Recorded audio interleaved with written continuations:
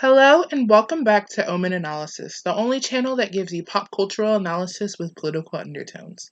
Today I'm going to be talking about how Tinashe's career story and why her latest album, Songs for You, is symbolic of creative individualism. Tinashe is undoubtedly one of the greatest artists of all time. This incredible woman has been working since the age of 9 years old. Her first role in acting was as a motion capture model in the Polar Express movie. She was one of the hero kids in one of the first scenes.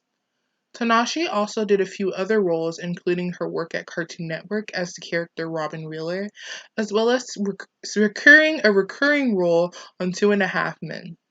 She was out in LA to work as a child actress, but little did she know she would eventually become a multi-platinum recording artist and producer. Before pursuing music as a solo artist, Tinashe helped form the group The Stunners with also now well-known music artist Hayley Kiyoko and a few other cool girls in the band. They didn't really attain much music success, but they did get to tour a bit and they were really great singers. This is the part of the story where I started really believing that Tinashe is one of the greatest artists ever, because not many people are doing what she is doing. Being a woman solely in charge of your own brand and making creative decisions such as producing your own mixtapes, as well as writing your own lyrics, is a huge step in the music industry. Tinashe started producing her own mixtapes and released In Case We Die and Reverie in 2012. As the executive producer, Tinashe produced her own contemporary R&B sound on these two albums, and this is what gained her notable recognition in the industry. For a young woman to be producing these albums at this young age, her talent was noticed by a variety of people. Tinashe made these mixtapes available on DatPiff and gained nearly 500,000 downloads from the platform. Tinashe was eventually signed in the year 2013 to RCA Records. RCA Records is an important record label that you guys should remember for the context of this video. The same year, she released her next project, Blackwater, via DatPiff and Ingrows, much like the other projects she released on this website. It was soaring with an insane amount of downloads. Tinashe became one of the most listened and downloaded artists on DatPiff, which led to her mainstream breakthrough success. But it wouldn't be until the following year, 2014, where things would really take off for Tinashe. 2014 is the year Tinashe really began to make it as a mainstream artist. She released her debut single, 2 On. This song was praised by critics and has been certified platinum in the US. Tinashe recently in a tweet even stated that the song forever changed her life. I believe 2 On stands as her biggest hit to date, but I could be wrong, so Tinashe stans who may be watching this, please don't come for me in the comments. That same summer, she also released her debut album, Aquarius, which charted in the top 20 of the Billboard album charts, making it Tinashe's first album to ever chart that high. With the newly found mainstream success, it seemed as though Tinashe's career had really started thriving. The following year, Tinashe toured with Nicki Minaj and Katy Perry on their respective tours, and she released a 7-song mixtape called Amethyst for free, primarily for her fanbase. Once again, Tinashe had gone back to her production roots and created her own music along with a couple of other featured producers. Tinashe also took in her own hands of directing and creating her own visuals for the Aquarius era with no real label support from RCA. In the same year of 2015, she also began teasing her next project, Joyride, and eventually leaked the lead single, Party Favors, on her own, trying to get attention from her label. She did this so that they could try and understand she wanted to start her new era and get the ball rolling, but yet again, RCA Records was not planning on helping her. 2016 was another big year for Tinashe brand-wise as she secured multiple brand deals and released what is considered one of her best projects, Night Ride, at least according to most of the people I polled on Twitter. She also got to work with Britney Spears on the remix of her song, Slumber Party.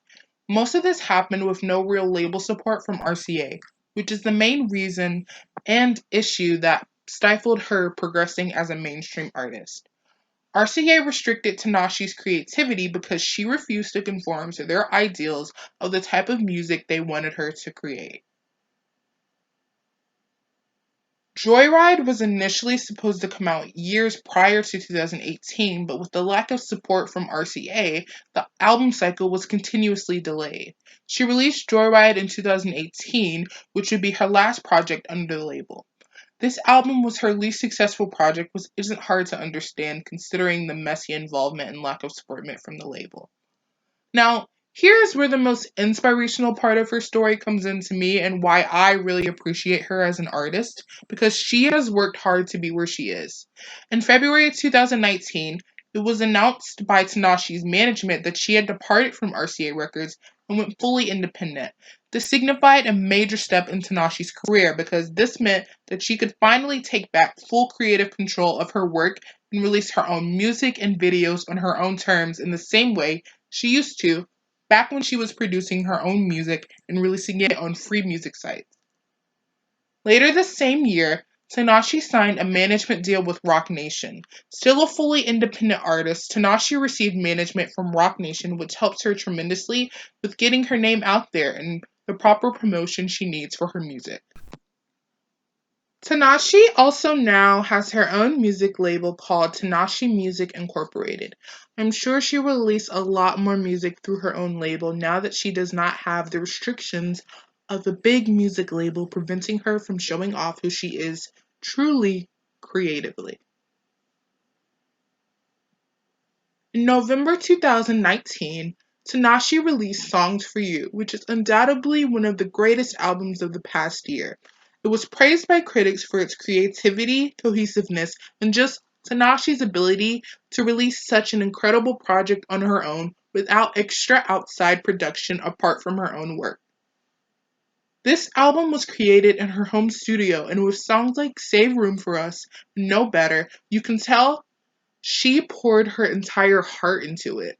The album went #1 on iTunes and I believe also charted on the Billboard, which is good because not many independent artists are able to have albums that even chart.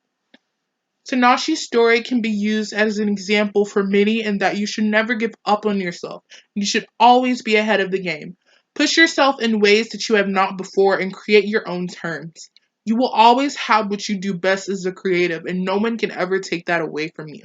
Tinashe is arguably one of the greatest artists of all time in that she practically does everything on her own, and she has been working since the time she was a child. She is a one-woman show and does everything many working women should aspire to be, independent and successful. Songs for You is a testament to the importance of creative freedom and the power that comes with being in charge of your own narrative.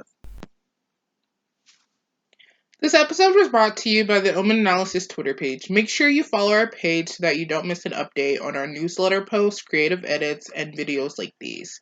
Thank you, and I hope you enjoyed this episode. Bye!